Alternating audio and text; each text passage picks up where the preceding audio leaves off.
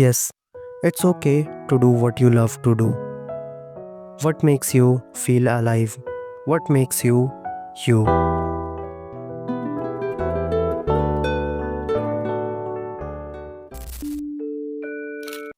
मैंने तो बोल दिया it's okay to do what you love to do, but क्या एक्चुअली में ये चीज़ इतनी ईजी है to pursue it as of our career?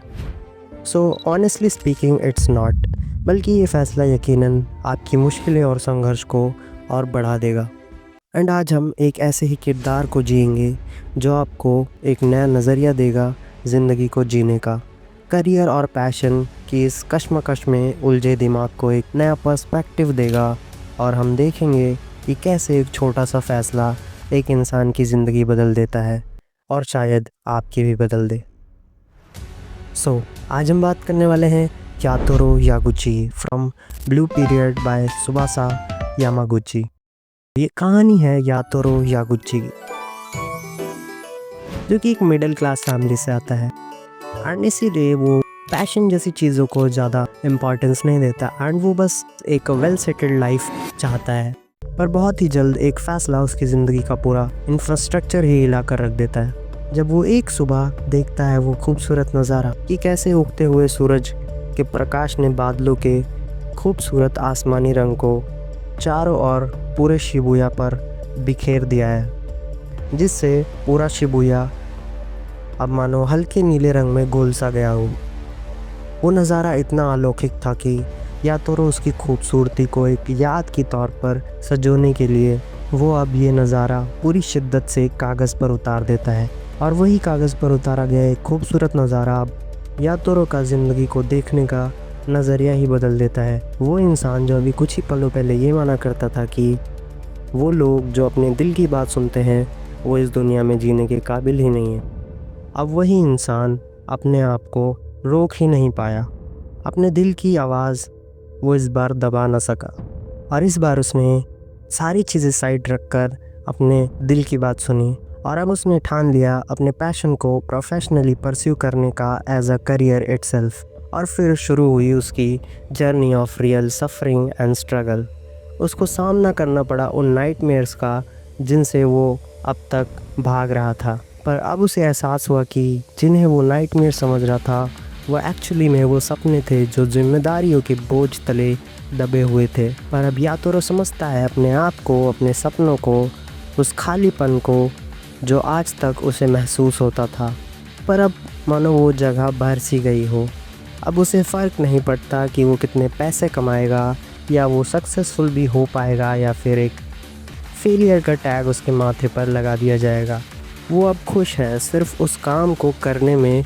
वो सुकून जो वो हमेशा हर काम को करने के बाद उसके आउटकम्स में ढूंढता था, वो सुकून अब उसे इस काम को करने के प्रोसेस में मिल रहा है।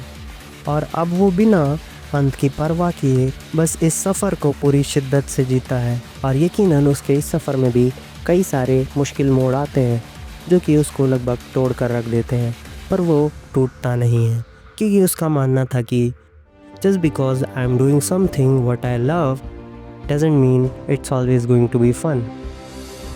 पर बात बस इतनी सी है कि life is not an exam, it's a journey।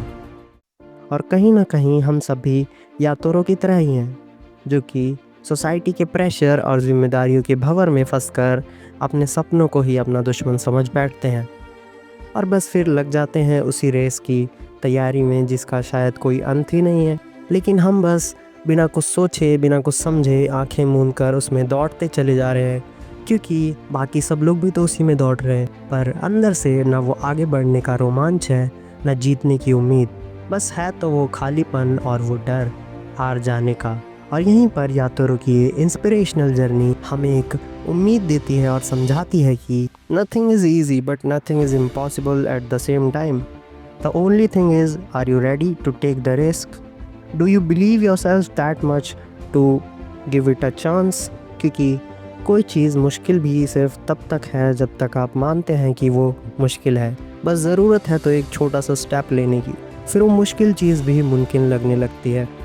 जैसे यातोरो ने हिम्मत करके अपने पेरेंट्स को कन्फ्रंट किया और फिर वो हुआ जो यातोरो कभी अपने सपने में भी सोच नहीं सकता था। उसके पेरेंट्स मान गए। उसकी सच्चाई और कुछ कर दिखाने का जुनून उसके शब्दों में साफ साफ झलक रहा था, जिसकी वजह से उसके पेरेंट्स उसको ना बोल ही नहीं पाए और उसने नामुमकिन को भी मुमकिन कर दिया। और यही सच्चाई, शिद्दत और जुनून अगर आपके अंदर भी है अपने पैशन के लिए, तो यकीनन उन चट्टान जैसी मुश्किलों में भी रास्ते बन जाएंगे। पर आपको पहला कदम खुद ही लेना पड़ेगा, क्योंकि ये आपका फैसला है कि आपको अपनी ज़िंदगी कैसे जीनी है। Because it's your life and the thing which only matters is what's valuable to you, not what's valuable to the society. So, yep, I think that's it for today's video, and thanks for watching.